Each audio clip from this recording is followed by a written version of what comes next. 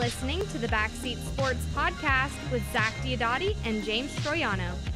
Email us at backseatsports@gmail.com or hit us on Twitter at BackseatZac or at BackseatJ. That is on Twitter at BackseatZac and James Troiano at James Troiano. This is Hottie and Nottie, who had a good week, who had a bad week, and Tully. Our first Hottie is Roger Federer, because with his opening round win at the French Open, Roland Garros, as they call it, he tied Jimmy Connor's 20-year-old record of 233 all-time Grand Slam match victories. That's a lot. And so we're only left to assume that he's going to break that record in his next match this week. So good for Roger. He's done more damage in competition than any other Swiss person ever, since they're neutral and everything. They don't like to get into conflicts or disagree or you know. They don't like to defeat anyone. Good for them. Good for Roger. Our first Nottie of the week is Roy Halladay and everything associated with him. Now, we're not trying to take it too hard on Roy, but he did get himself hurt, and I think he lost 5 of his last 6 starts. And also, a bobblehead of Roy Halladay has shown up. And, I want to be fair. I'm not sure if this was a bobblehead that was going to be given out at Phillies games or if it was kind of like a fan creation. But this is a little bit difficult to describe in just podcast form. But, a baseball pitcher, when he winds up, he kicks up his front leg and he pitches with the hand in the back. This bobblehead figurine, the hand in the front was the one with the ball. So you can't. It's kind of backwards. Can you say made in China? Well, it would be like a hockey figurine, and they were winding up for the slap shot, and the stick blade was like backwards. Yeah. It's. Yeah.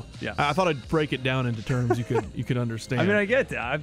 I understand that. I'm not that bad. Jeez. Staying in the NL East, our next Nottie is the Atlanta Braves. They've lost 8 in a row.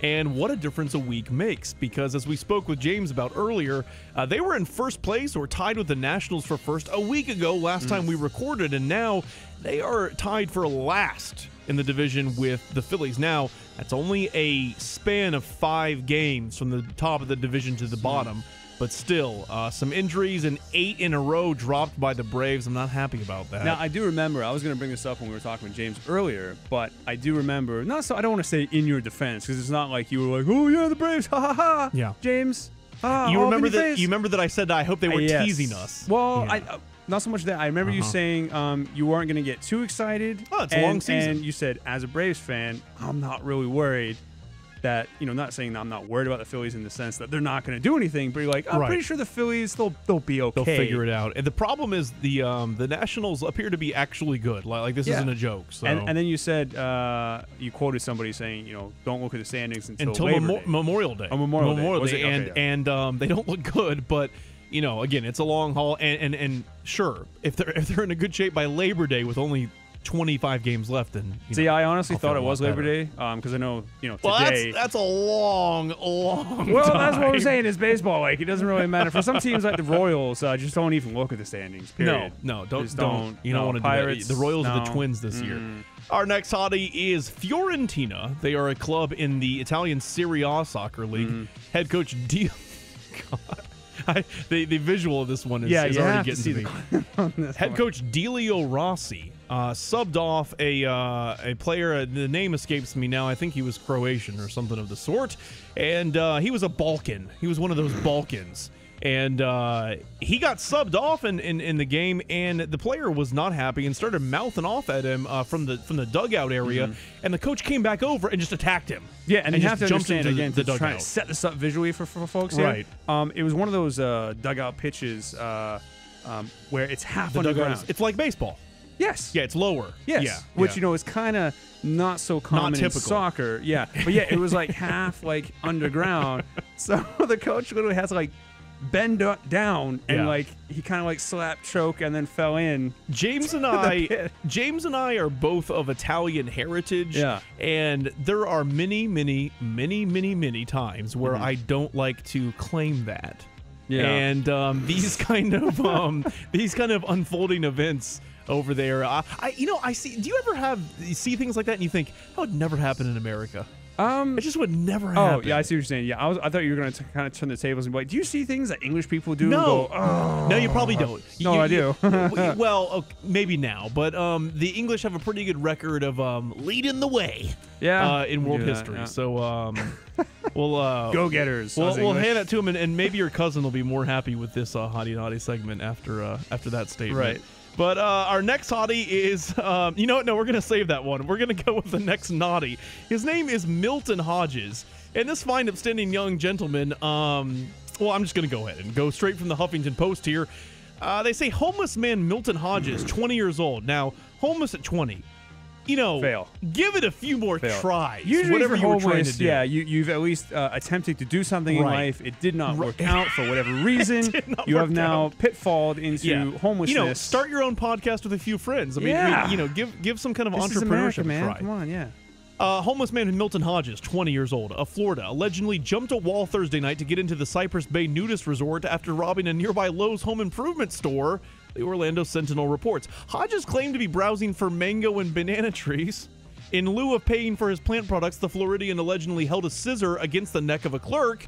He then fled and jumped over the wall of the nudist resort nearby. Once inside, he reportedly threatened colony residents with a knife and jacked a golf cart from the security guard. Here's the problem. When you're trying to make a getaway from a nudist colony, it's pretty easy. They say, hey, the guy wearing clothes.